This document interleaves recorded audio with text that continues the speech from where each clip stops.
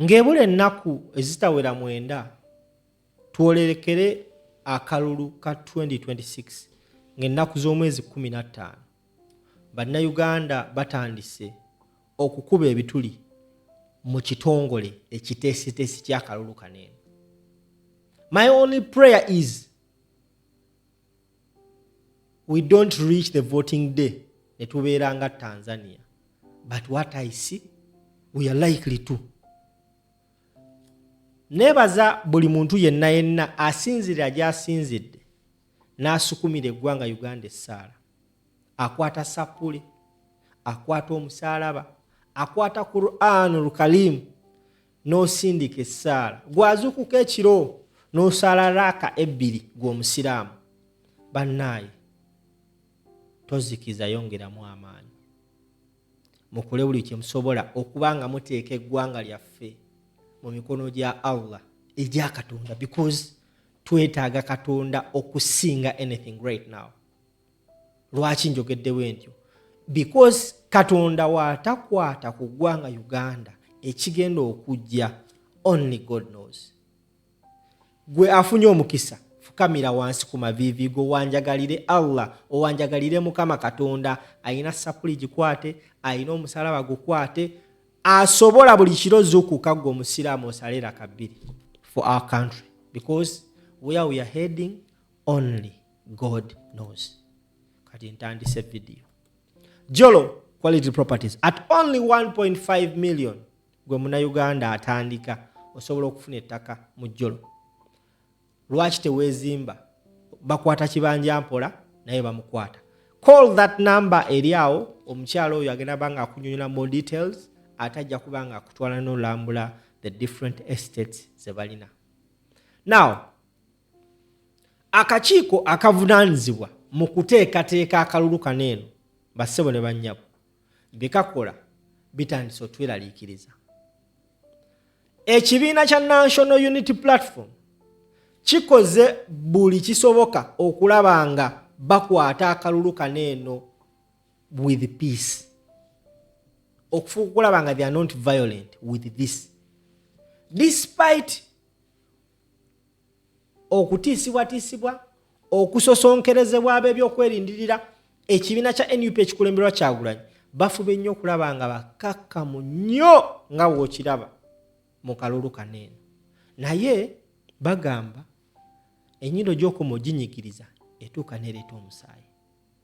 Tusabe nnyo baleme pushinga bannayuganda mpaka to the limit, because if they do so, trust me, omuntu abagamba osobola onyigiriza omuntu ku kisenge, naye omunyigiriza ennyo ekisenge kituuka ekiseera nakyo ne kitondowalira ne kigwa, then that means mwenna oba mugenda kugwa. Lwaki njogedde ebigambo ebyo? Ekibiina kya NUP ku mukutu gwakyo ogwa X bataddeyo post n'omukulembeze n'agiretweetinga. Post eyo egamba etya? Egamba the law requires the Uganda Electoral Commission to give us physical copy of the National Voters Register at least 14 days before polling day.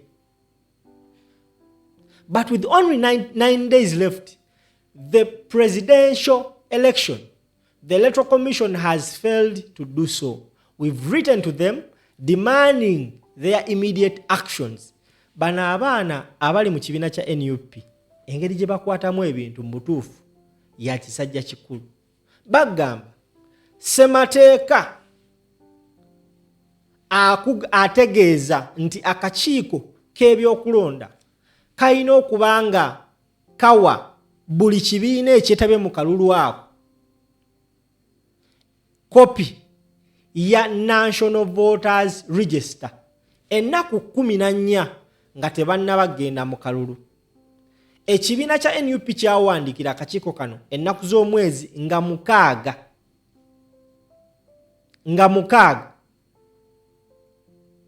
ennaku z'omwezi nga mukaaga bawandiikira akakiiko k'ebyokulonda.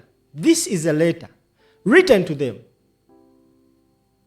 nga mukaaga ne bawandiikira Chairperson Electoral Commission demand for an updated paper copy of the National Voters Register.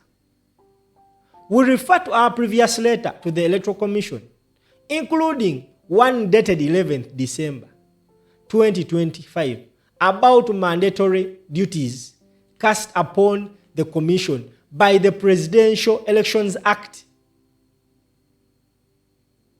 and another dated the 31st December, protesting the duplication of the tens of thousands of voters in the National Voters Register, and partly responding to the statements issued by the Commission on 28th December about the same register.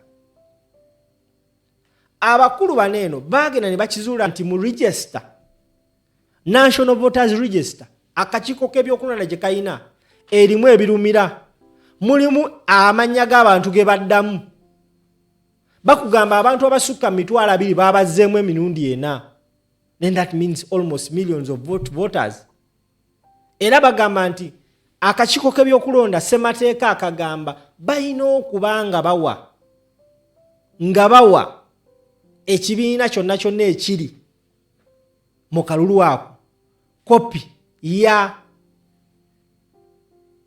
updated voters register ng'ebula ennaku 14 okulonda. Tubuzaayo ennaku 9 na buli kati ekibiina kya NUP kikyakaabira akakiiko k'ebyokulonda tebannaba kuddamu. Naye nga this is the law we are talking about. Akulembera akakiiko k'ebyokulonda yaliko omulamuzi. Oli wavayo n'agamba nti kana akakiiko tekali in control of this election, aba mukyamu.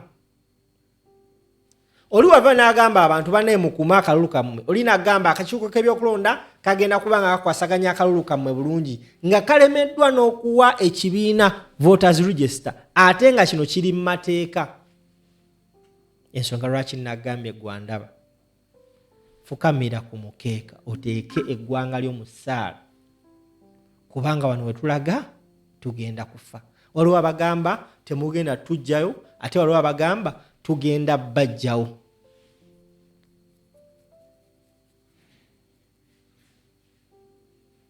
Only God knows.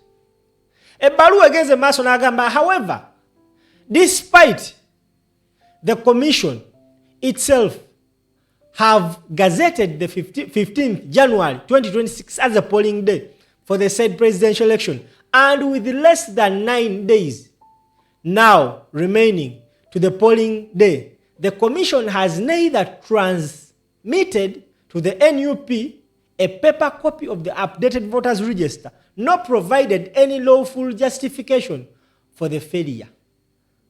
Tubuze ennaku 9 tulonde ennaku z'omwezi nga 15. Naye akakiiko k'ebyokulonda newankubadde nga NUP yakawandiikidde, tebannaba kubawa bye babasaba, ate mu mbeera y'emu tebannaba na kubawa nsonga lwaki bagaanye okubawa bye babasaba.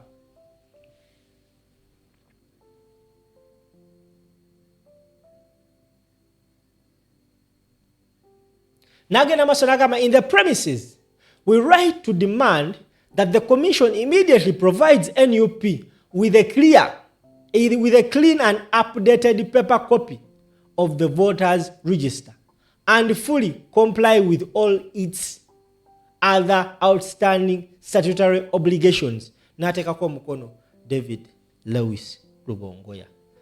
Bino ebintu byajjanga bikolebwa ebibiina ebyaliwo baali tebateeka government ku pressure like this. Jukira bano bagambye nti bajja mu kalunga ka protest vote, bakimanyi bagenda kabba, naye bagenda kukola buli kisoboka okulaba nga babalemesa okukabba. Kyovala bagamba tugenda kanoonya, tugenda kukalonda, tugenda kukakuuma tukabanje. Kati waneeno NUP etandise empiki y'okukakuuma, because wano mu voters register webasobola okukabbira naawe nokkiriza nti yes abasajja batubbye. Ogwange gwa kusoma byensanze ku mutimbagano bampita simple. Nyongera okwebaza bamaama abasukuma essaala naddala abali awo e Bungereza. There are so many godly women bamaama baffe bangi nnyo abatusukumira essaala. Oli agamba banaye kasimpo, abakyala baliyo basukuma essaala, abakyala baliyo batusaalira. N'agamba ngenda kusaala naye nsaalira abaana bali ku ground. Jolo Quality Properties at 1.5 million weefunire ettaka. Kuba ennamba eyo ebisigadde gwana amanya. Ampita Simple.